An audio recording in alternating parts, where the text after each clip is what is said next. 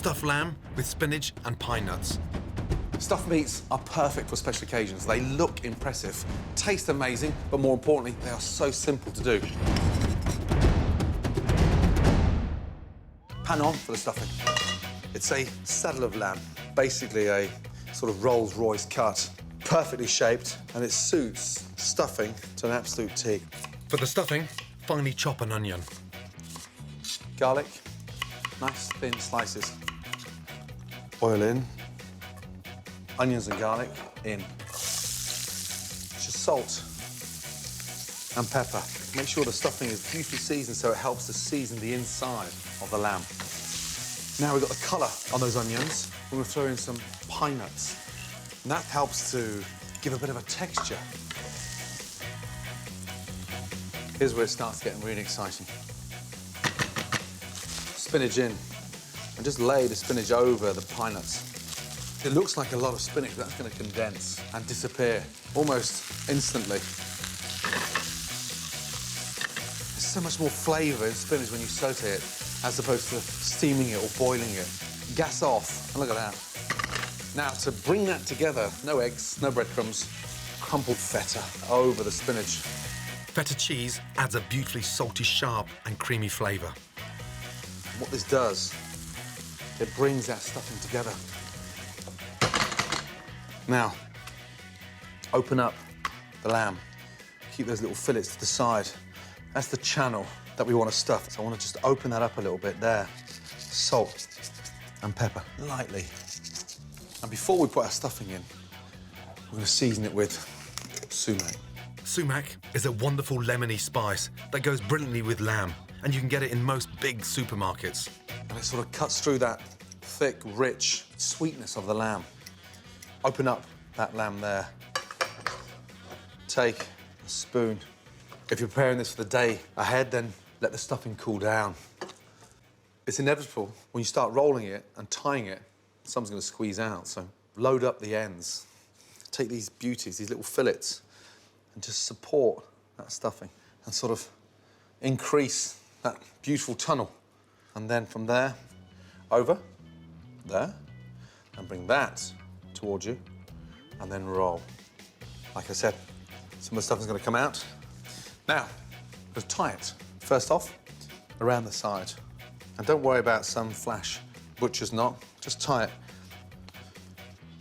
One in the middle. You can get butcher string from your local butcher or at cookware shops. They go too tight. Go too tight, it just forces all that stuffing out of the lamb when it's in the oven. Nice.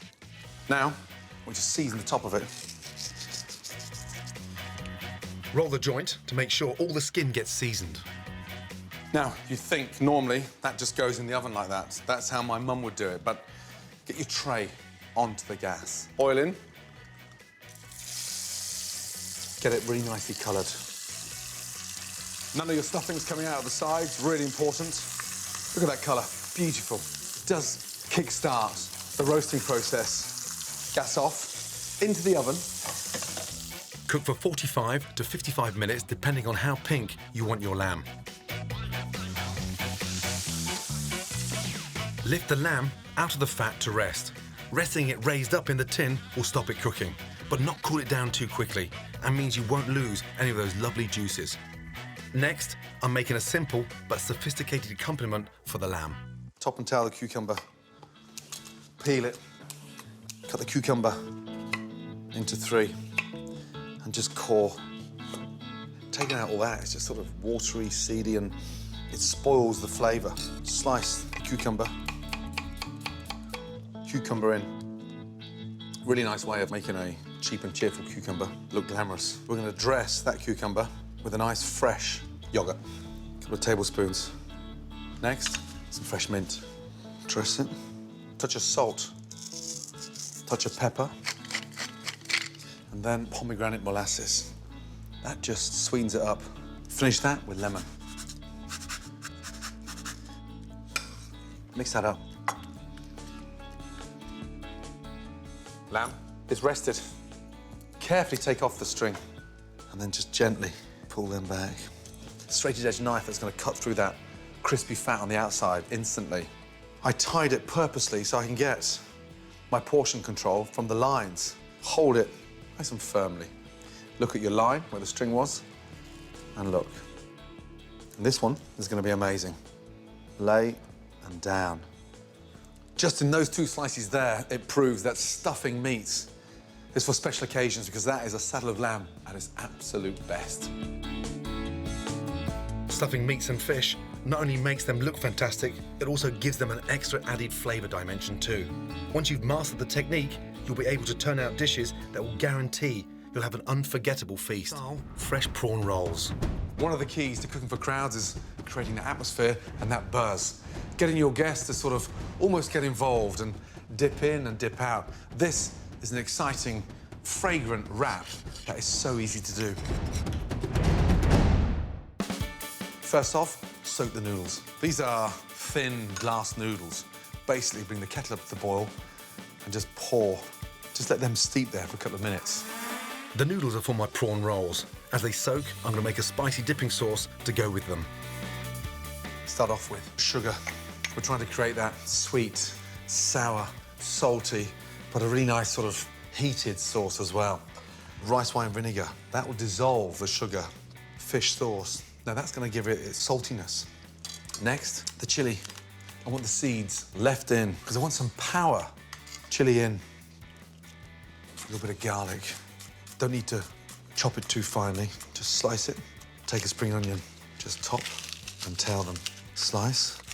Slice the spring onion nice and thinly, so it sort of almost permeates that dipping sauce. I grew up with the love of spring rolls, but on the back of my visit to Vietnam, it sort of transformed my respect for a spring roll. Give that a little mix. A little bit of coriander and fresh mint. Roll them up and chop. Herbs in. There's no olive oil in there.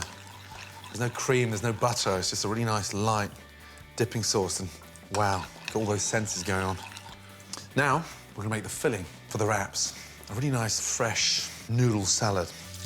Rinse the noodles in cold water, then chop them into bite-sized lengths. Prawns, peeled and cooked. Slice them up. The prawns give a really nice sweetness. Next, the vegetables. I want crunch, freshness, texture. Baby gem lettuce. And just shred that lettuce. Next, spring onion. The good news about these wraps is that you can make them up in advance, sit them in the fridge, and then take them out, literally seconds before your guests arrive. Peel the carrot. So you've got really nice, fresh, crunchy carrot. Now, fresh mint, fresh basil, and fresh coriander. Together, it sounds a little bit bizarre, but it tastes amazing. Don't hold back with the herbs. They'll really help make the filling vibrant, fresh, and aromatic. Finally, a touch of lime. Just squeeze that fresh lime juice over there. A couple of tablespoons of your dipping sauce. Don't put too much in there, it just makes all the filling too wet. Just give that a really good mix. That's a very quick, simple salad to eat now, but let's get it into a wrap. Now, take your rice paper wrap, literally 30 seconds in warm water. You can get rice paper wraps from your local Asian supermarket or buy them online. Gently lift it out of the water. There, beautiful. Lay it carefully onto your board. Place the mixture at the bottom. Don't overfill it, because it'll be a nightmare to roll. Fold them over first, nice and tightly, halfway. Then tuck in the ends. And make sure nothing's coming out the sides. Beautiful. They're so light, fragrant, incredibly simple to do. And there you go. A very delicious, fragrant Asian wrap. Certainly different to the Chinese spring rolls I grew up with.